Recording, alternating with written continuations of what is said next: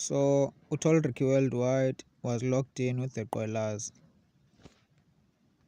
So Tallrickyworldwide is a guy from Cape Town who did a hit song named Chom featuring Inkosi Yama ndebele.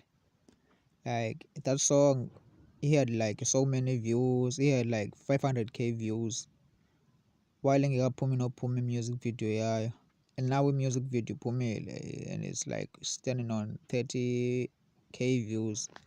Like it's a really abantu bayayithanda la track, like ukhuphe ingoma like iyaziwa, like ukhuphe ingoma ethandwayo elokishini yabo ethi Chomi, and ne-celebrities msupportile for laa ngoma like uYounger Chief no-Amifak wenza i-status mamele laa ngoma kaTallricky, and he's on a come up essentially, and he's like hot in the streets at Cape Town and some other parts apha elandukeni kwi-Xhosa culture, like Xhosa wave. He's known kwi-Xhosa wave, Tallrickyworldwide.